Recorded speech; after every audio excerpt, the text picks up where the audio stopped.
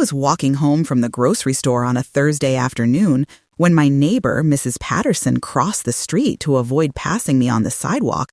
Her face set in that particular expression of disgust people wear when they think you've done something unforgivable. And when I waved hello out of habit, she actually turned her back and walked faster, leaving me standing there confused and hurt with my grocery bags feeling heavier than they should. That was the third person that week who'd suddenly treated me like I was invisible or contaminated. First, it was Dorothy from church who'd stopped mid-conversation when I approached her in the parking lot.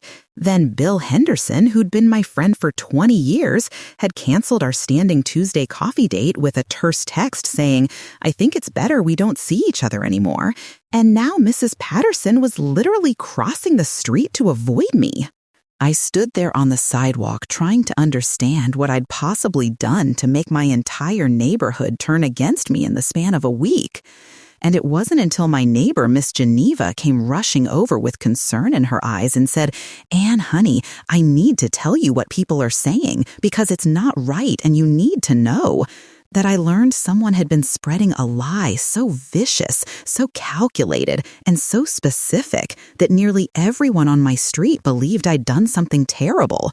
And the person who'd started it all was someone I'd trusted, someone I'd helped, someone who apparently decided that destroying my reputation was worth whatever she gained from watching me suffer.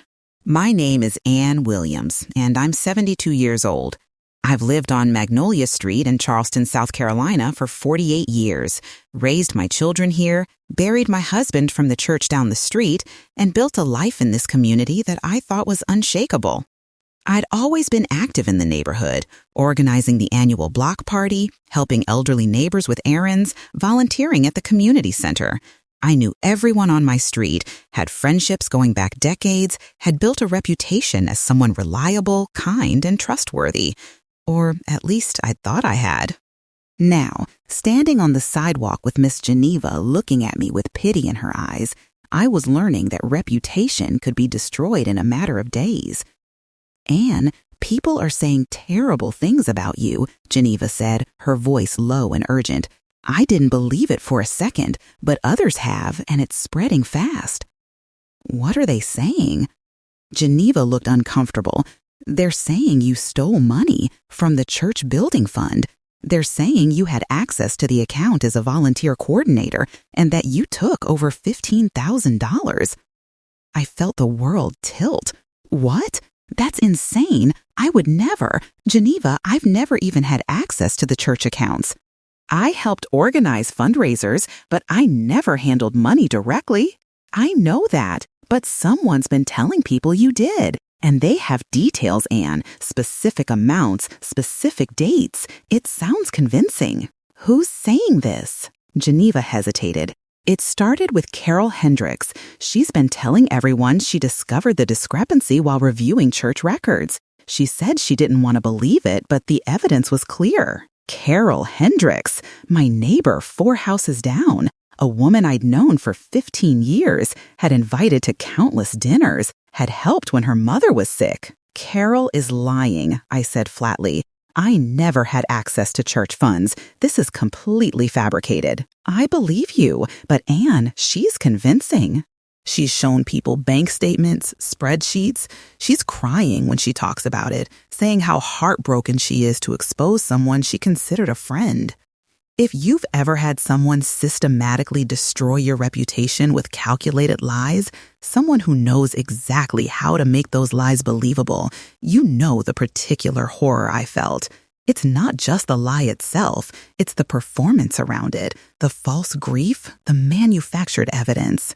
"I need to see what Carol's been showing people," I said. "I took photos of some of the documents she showed me," Geneva said, pulling out her phone. "I thought they looked off, but I'm not an accountant." She showed me the images. They were bank statements, supposedly from the church building fund account. They showed deposits from fundraisers, amounts that matched actual events I'd helped organize, and they showed withdrawals labeled "Approved by A. Williams" for various amounts totaling $15,400. The statements looked official. They had the bank's logo, account numbers, transaction dates. They were also completely fraudulent. Geneva, these are fake. Look at the account number. It doesn't match the church's actual account. And I've never approved any withdrawals from church funds because I've never had that authority. So Carol made these? She must have. The question is why? Over the next few days, I learned just how thoroughly Carol had poisoned my reputation. She told people at church, at the neighborhood association, at the local senior center where we both volunteered. Each time, she presented her evidence with tears in her eyes, saying how devastating it was to discover someone she trusted had betrayed the church. People believed her. Why wouldn't they? Carol was known as honest, detail-oriented, someone who volunteered her accounting skills to help various organizations keep their books. If Carol said there was financial impropriety, people trusted her expertise. And the evidence she'd created was convincing enough that people didn't question it. Dorothy from church called me, her voice cold. Anne, I need to ask you directly, did you take money from the building fund? Absolutely not. Dorothy, you've known me for 30 years. That's what makes this so hard to believe. But Carol has bank statements. She has records showing your approval on withdrawals. Those records are fake. I never had access to approve withdrawals. Ask Pastor Morris. He'll confirm I was never given that authority. Carol anticipated you'd say that. She said you'd convinced Pastor Morris to give you temporary access during his sabbatical last year. It was brilliant, actually. Carol had built a lie that accounted for every defense I might raise. Pastor Morris had taken a 3-month sabbatical last year to care for his ailing father. During that time, several volunteers had stepped up to handle administrative tasks. Carol was claiming I'd used that chaos to gain access I shouldn't have had. Dorothy, please, check with the actual bank. Look at the real church account. You'll see none of this is true. The church board is already investigating. Until this is resolved, you've been asked to step down from all volunteer positions. She hung up before I could respond. I called Pastor Morris immediately. He'd returned from his sabbatical 4 months ago and was back to his regular duties. Pastor Morris, I need your help. Carol Hendricks is telling people I stole money from the church building fund. There was a long pause. Anne, I've heard the allegations. The church board is reviewing the financial records. Did you ever give me access to church bank accounts? Ever?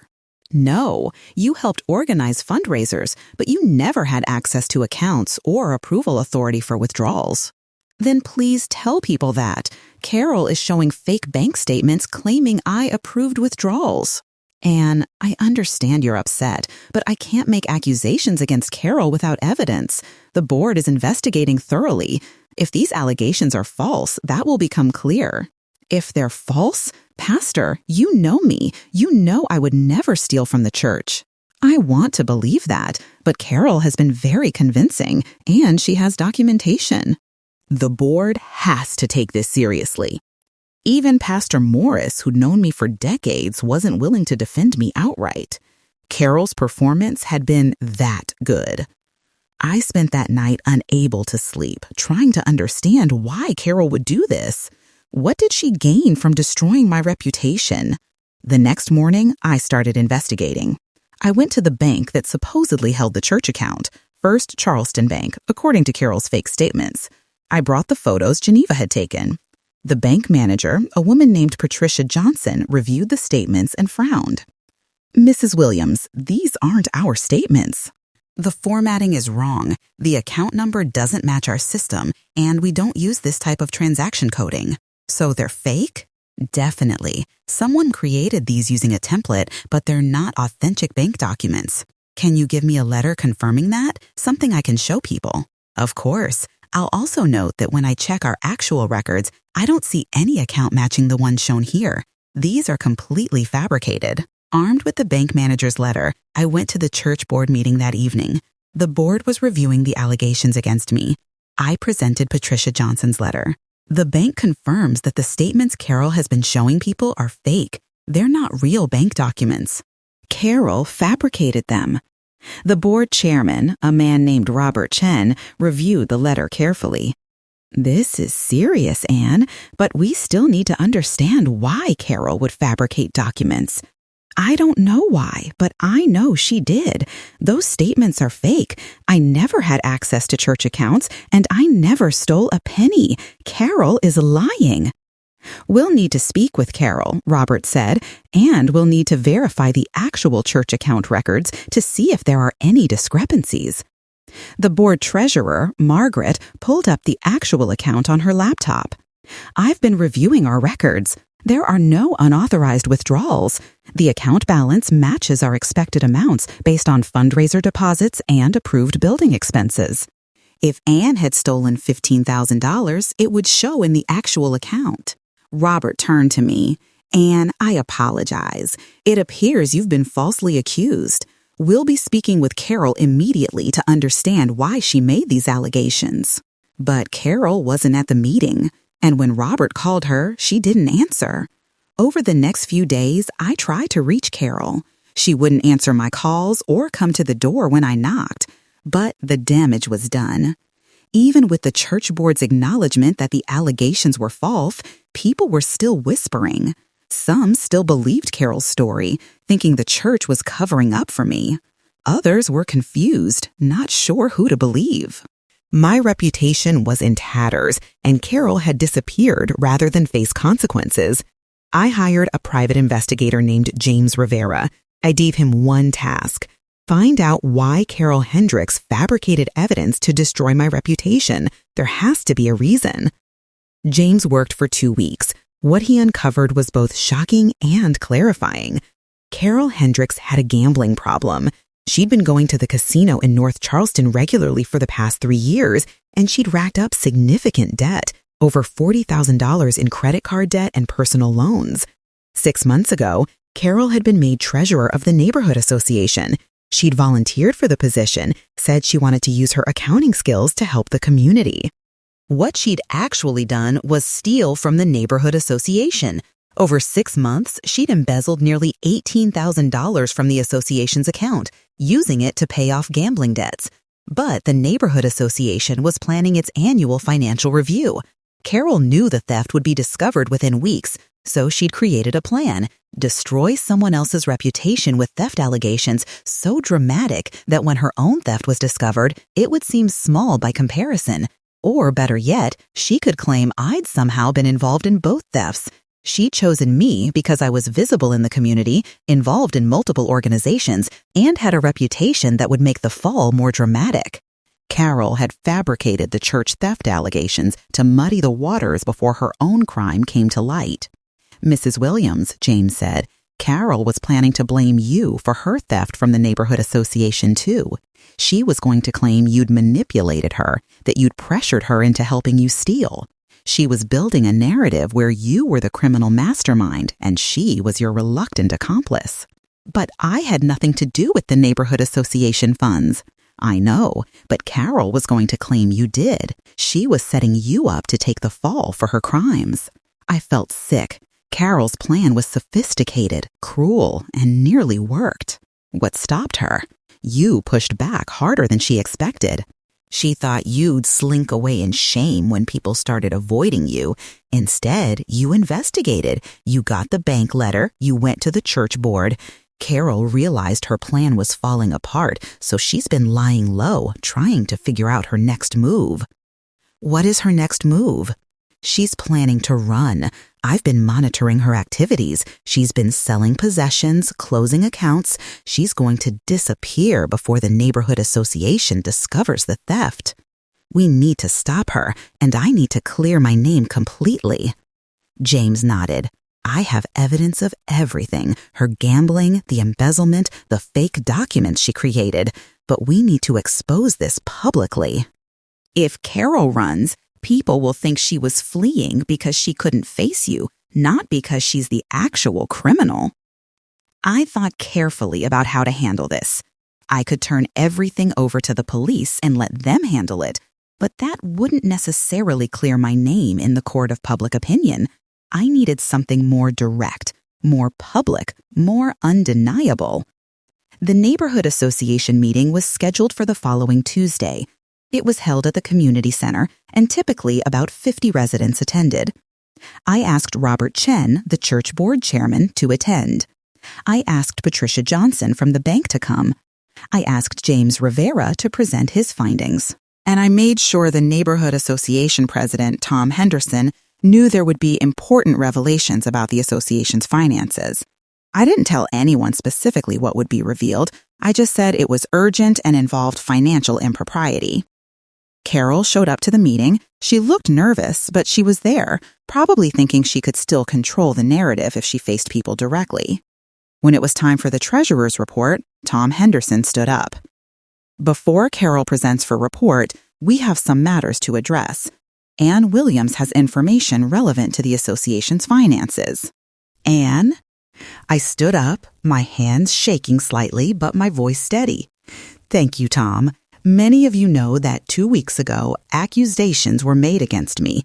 Carol Hendricks told people I had stolen money from the church building fund. She showed fake bank statements as evidence. Carol's face went pale. She half stood. Ann, I don't think this is the appropriate forum. Sit down, Carol. You made your accusations publicly. I'm defending myself publicly. Tom gestured for Carol to sit. She did, reluctantly. I continued. The bank confirmed that the statements Carol showed people were fabricated.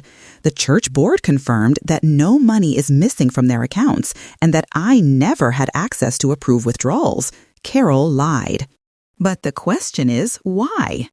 I nodded to James, who stood up with a folder of documents. My name is James Rivera. I'm a private investigator hired by Mrs. Williams to determine why Carol Hendricks fabricated evidence against her. What I found is that Miss Hendricks has been embezzling money from the neighborhood association for the past 6 months. Gasps around the room. Carol stood up. That's a lie. I've done nothing wrong. Sit down, Carol, Tom said, his voice hard. Let him finish. James pulled out bank statements, real ones this time. The neighborhood association account shows withdrawals totaling $17,840 over the past 6 months. These withdrawals were labeled as approved expenses, but have no corresponding receipts or documentation. Miss Hendricks, as treasurer, approved these withdrawals herself and diverted the funds to her personal accounts. He showed the documents on a projector. The transactions were clear, undeniable. Miss Hendricks has a gambling problem. She's accumulated over $40,000 in debt. She stole from this association to pay those debts. And when she realized the annual financial review with fake theft allegations so dramatic that her own crime would seem minor by comparison. Carol was shaking. You can't prove any of this. I have your bank records showing deposits matching the amount stolen from the association. I have security footage from the casino showing you there regularly. I have testimony from 3 of your creditors about your debt.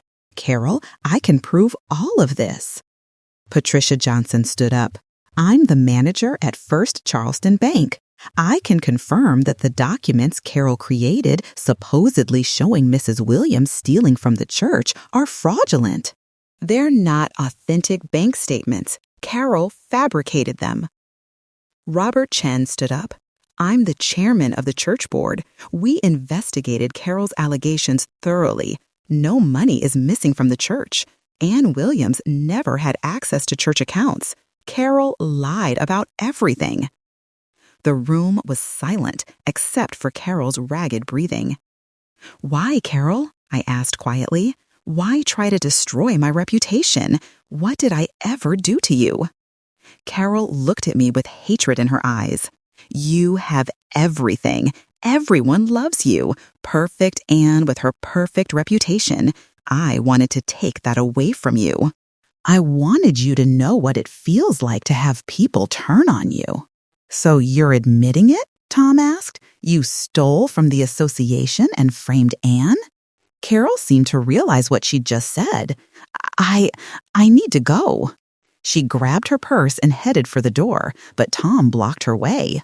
You're not leaving, Carol. We're calling the police. You've admitted to embezzlement and defamation. You're going to face consequences. Carol started crying, real tears this time, not the fake ones she'd used when spreading lies about me. "Please, I'm sorry. I'll pay it back." "You tried to destroy an innocent woman's reputation to cover your crimes," I said. "You made people who've known me for decades doubt me. You took away my peace, my standing in this community. Sorry isn't enough, Carol." The police were called. Carol was arrested for embezzlement. She was charged with theft, fraud, and defamation. In the days following Carol's arrest, I received dozens of apologies from neighbors, church members, people who'd believed her lies. Dorothy came to my house with tears in her eyes. "Anne, I'm so sorry. I should have known better. I should have trusted you." "You believed someone who seemed credible. That's human nature." "But I've known you for 30 years. That should have counted for more than Carol's fake documents." Mrs. Patterson, who'd crossed the street to avoid me, brought me flowers. "I feel like such a fool." "I believed every word Carol said. I'm ashamed of myself." Bill Henderson called. "Our Tuesday coffee date is back on if you'll have me. I should never have cut you off without even asking for your side." The neighborhood association held a special meeting to formally apologize to me and to restore my reputation. They also established new financial controls to prevent future embezzlement. The church had a similar meeting. Pastor Morris apologized publicly. "Anne, I failed you. When you needed me to stand up for you, I hedged. I should have known your character. I'm deeply sorry." Carol's trial was 6 months later. She pleaded guilty to embezzlement and fraud. She was sentenced to 3 years in prison and ordered to pay full restitution to the neighborhood association. In her sentencing hearing, the judge was harsh. "Ms. Hendricks, you didn't just steal money. You tried to destroy an innocent woman's reputation to cover your crimes. You showed no remorse until you were caught. Your actions damaged not just Mrs. Williams, but the entire community's sense of trust." Carol was led away in handcuffs, and I felt not satisfaction exactly, not joy, just a sense that justice had been done. About a year after Carol's arrest, I was at the annual neighborhood block party, an event I'd helped organize for decades. People were warm, friendly, treating me like they always had. Tom Henderson made a toast. "To Anne Williams, who showed us all what grace under pressure looks like. When someone tried to destroy her reputation, she didn't lash out or seek revenge. She sought truth, and truth won." People applauded, and I felt tears in my eyes. Later, as I was cleaning up, Mrs. Patterson approached me. "Anne, can I ask you something? How did you stay so calm through all of it? I would have been furious." "Oh, I was furious," I said. "But fury doesn't prove innocence. Evidence does. I channeled my anger into investigation, into gathering proof, into methodically dismantling Carol's lies. That's more powerful than screaming or lashing out. You're a stronger woman than I am. I'm just a woman who refused to let lies become truth." Now, if you're listening to this story, if someone has spread vicious lies about you, if your reputation has been destroyed by fabricated evidence and calculated rumors, I need you to hear this. When someone tries to ruin your name, the strongest revenge is revealing the truth in a way they can never escape. You don't need to scream or attack. You need to investigate, document, and expose with evidence so solid that the liar has nowhere to hide. Here's what you should do if you find yourself in a similar situation. First, don't panic or react emotionally in public. Your enemies want you to look unstable or guilty. Stay calm, stay dignified. Second, investigate immediately. Find out exactly what's being said about you, who's saying it, and what evidence they're presenting. You can't fight lies you don't understand. Third, gather counter evidence. Get official documentation that disproves the lies. Bank letters, official records, witness testimony. Build an undeniable case. Fourth, hire professionals if needed. Private investigators can uncover motives and patterns you might miss. They can document evidence that will stand up in court. Fifth, expose the truth publicly and strategically. Don't just whisper corrections to individual people. Find a public forum where the liar will be present and present your evidence comprehensively. And sixth, pursue legal consequences. Defamation, fraud, whatever charges apply. Make sure the liar faces real consequences, not just social embarrassment. Will it be hard? Yes. Will there be dark moments when you wonder if the truth even matters? Absolutely. Will some people continue to believe the lies even after they're disproven? Unfortunately, yes. But you'll know the truth, and you'll have proved it to anyone willing to look at evidence. I didn't just survive Carol's lies. I systematically dismantled them. I gathered evidence, built a case, and exposed her in a way she couldn't deny or escape. Carol went to prison. I got my reputation back. And I proved that truth, when properly documented and strategically revealed, is more powerful than any lie. Somewhere in Charleston, there's a 72-year-old woman who was accused of stealing from her church by a neighbor who fabricated evidence. Who investigated the lie, uncovered the real crime, and exposed the truth in front of 50 witnesses, who watched her accuser be led away in handcuffs while she stood vindicated. You can do the same if you need to. Don't accept lies about yourself. Don't hope they'll fade away. Don't trust that the truth will come out on its own. Investigate, document, expose, pursue justice. Your reputation matters. Your truth matters. Your dignity matters. Fight for all of it with evidence, strategy, and unwavering commitment to reality. Stand strong. Gather proof. Reveal truth. Let liars choke on their own lies while you stand vindicated. You're worth fighting for. Your truth is worth proving. Do the work. Get the evidence. Expose the lies. Justice is sweeter when it's backed by documentation.